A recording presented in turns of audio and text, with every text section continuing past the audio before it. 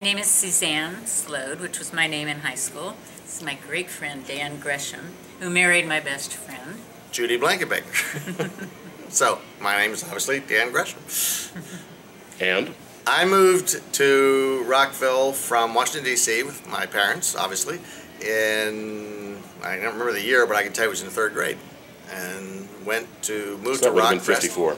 Yeah, moved to Rockcrest, which was not too far from where Suzanne lived at the time, though she had moved there before, I think. His wife and I lived on opposite sides of Claggett Drive, and this gentleman lived right down the street. Right down the street, along with his brother on the other side of the street. That's right. And my father and Judy's father were best buddies. They worked together. My mom and Mrs. B died the same year, 2 years ago. Right. They were best friends. They traveled all over together. Mrs. B was my second mother. And the families, it was a wonderful neighborhood. It was a wonderful time to be in high school. To me, we were good kids. We were good. There weren't drugs or cigarettes, well, that I knew about until last night. What's the statute of limitations on that? I don't know. But even though Suzanne and Judy lived really right up the street, I lived down Lewis Avenue from them. Judy went to Lone Oak Elementary School. I did too. And I went to Trinbrook. So I didn't meet these ladies until Broome Junior High School, which was in 7th grade, I guess, in those days. I guess they don't do junior high schools anymore. And rode a bike, rode my bicycle. I ran into my sister. And accidentally ran into her sister one time, which apparently 50 years later she has not forgiven me, but anyway. So that was, and for some bizarre reason you thought I was annoying in 7th grade. No, I was talking about catechism class. Oh, well, I was annoying. I was annoying in catechism class. Yeah. So we all went to the same church. We went to the Lutheran Church, which, by the way, is also the church in which Judy and I were married, which she came in 1968. Judy asked me to be her maid of honor, and I didn't think I was coming to the wedding, so I turned her down. Really? But I ended up coming to the never wedding. knew that. Yeah. Well, I'll be damned. But then I ended up coming. Yeah, well, anyway, so... he's hearing a lot more than he ever wanted to hear. Yeah, what did he ever want to hear? So, see, I don't know, Rockville was kind of a special place. It had to have been, because how else can there be so many people that stayed so close together over the years? And look at the turnout we had. Look how well organized this is. It's a wonderful group of people. It was a wonderful group. And a lot of us have stayed in touch over the years. Yeah. And certainly the immediate group that I hung out with, we stayed in close contact. We lost some guys along the way. We lost, that was surprising last night. I didn't know. Looking at the pictures when we came in. Yeah, I knew we'd lost Harold King and Terry I knew Mode. that. And my Bob Thompson was the best man at my wedding. He passed away as well. I didn't realize he was the best man. Yeah, he was. And his wife is here, though, which tells you something. She's an honorary member. She's an honorary member of the class. But there was something, I think, really unique about graduating in 1964 with all the changes that were happening in the country at the time. Kennedy was assassinated, and then the Beatles came. And the Beatles came, a big year. and then you had all the changes in the culture, and then all the different things that happened. And for the guys, for almost every one of us, there was the decision of, are you likely to be drafted? Do you have some way out of being drafted? If you're pretty sure you're going to be drafted, what do? And I will say one thing that I thought absolutely fascinating, that yesterday, Todd Horton's mom, his nephew, I guess, or anyway, the young man that was the assistant athletic director at the high school, his grandmother was Doc Horton, who signed my draft card. And I think I still have that draft card someplace, but in my sophomore year in college, I went to see Mrs. Horton and asked her what was going to happen. She said, Daniel, she didn't say Dan, she said, Daniel, we're going to draft you. And I don't remember exactly what I said, but I think it would have translated as, really? And she said, yes, Daniel, we're going to draft you. So I joined ROTC as a result, and still went to Vietnam, but at least I went as an officer. So anyway. What are your fondest memories of childhood in Rockville? I love my childhood. I was blessed with a wonderful family. I have nothing but great memories, but it was community. It was really, like I said, my friends then or my friends now, our parents were friends. I was lucky enough to be born, or to move here when I was 3 years old. I've lived a lot of other places since, but it was what a great group of people. I'm just astounded by the great group of people. And two things, I guess. The connections from when we were growing up is the kind of community, as Suzanne says, where everybody's connected. And so when you're here, talking to Jeff Fellows, and he asks you, well, do you remember Bernie Art? Of course I remember Bernie Art. We grew up together and all these different, even in some cases where, people have either passed on or gone elsewhere.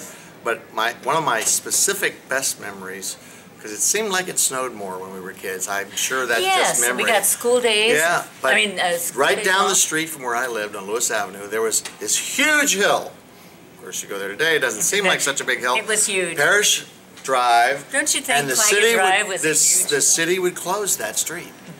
So the kids, public street. Yes. And yes, we would sled down that street and then trudge all the way back up and sled down. And that was one of my fondest memories. It seemed like we looked forward to that every winter. I remember something else. The thing we'd do in high school that was fun, like when it snowed, we'd play soccer in the snow, and then we'd go over to Mrs. B's place and she'd serve hot cocoa. That's right. After we played soccer in the snow. We would go, that's And right, we'd play soccer in the snow. Or we played flag football. Or flag football. I think in some ways it might have just been an excuse for the guys to wrestle with the girls on the ground. But in any case, it was fun. Anyway, so it was a magical time. So have you visited the new town center in Rockville and the new parts of Rockville? I have a couple of times. I found it a little sad to me. It didn't seem to have that, like the Villa Theater and all the, the Milo. I have to keep reminding people it's a Milo Theater. The Milo, yeah. But anyway, it just, I don't know, maybe it's because we gotten old, but there doesn't seem to be any there. What do you mean by the town center? I mean, what? Well, the new area where they tore down the urban renewal project, when they knocked everything down. They tore down the old Rockville Mall and they built a new streetscape, which includes a lot of restaurants and shops and a couple of brew pubs and some other wonderful Are you talking about like where 355 kind of turns? Well, right downtown, right where the downtown used to be, it's not there. Do you remember where Magruder's used to be? It wasn't, pardon me? Do you remember where Magruder's used to be? I remember the name, but I don't. All right, North Washington Street. Okay. Yeah. All right, if you go up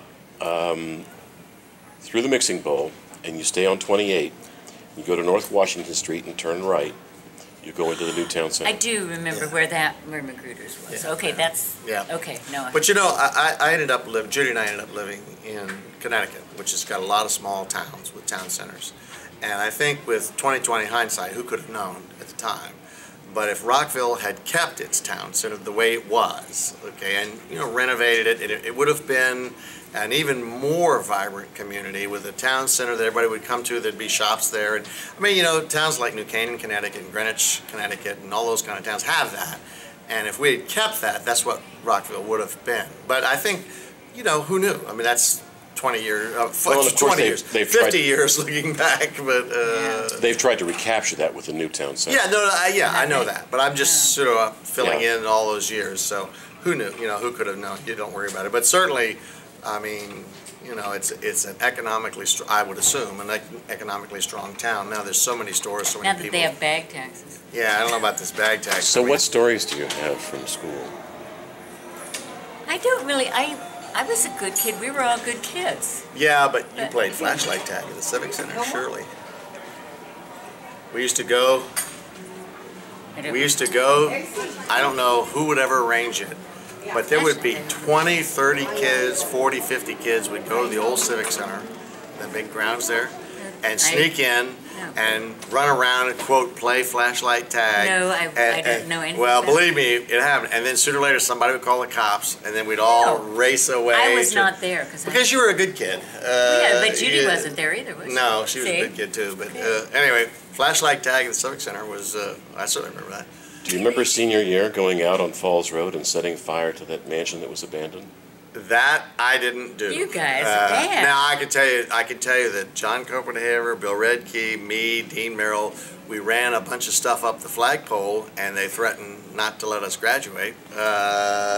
What did you run at? All kinds of crazy stuff, beer cans, and everything. And then we kind of greased up the flagpole. It was Lord knows why. He was saying at the tour last night, somebody was making alcohol in the Well, sure, Ernie Downs. I did not. Ernie Downs was caught fermenting hard cider in his locker. Guys. No, seriously, he was trying to make alcohol out of cider in the locker, and I haven't asked him since he's been here what they did to him, but I know he got caught. So. Oh, funny. And Suzanne, Yes. you won a bunch of money on a TV program. Yes, a star. Well, it was filmed at the end of 1995, and they showed it on 1996, February. Yeah, I was on for 3 days, back when you could be on for 3 days. Tell him the show. Yeah. Oh, Wheel of Fortune. He said that, I think. Oh, no. But anyway, yeah, that's my 45 minutes of fame. And was the host? Is that Pat Sajak? Oh, yeah. And so if you ever watch that Yes, show, we you go look at bonded. Yeah, Pat Pat and I Sajak bonded. tries to put his arm around her, and she goes, No, actually, I grabbed his hand for moral support.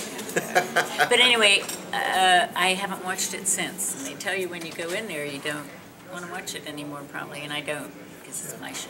Anyway, that was my 15 minutes of fame. So what are the numbers for the lottery tomorrow? This is all luck. That's luck too. So, That's, yeah. That's my retirement plan in the lottery.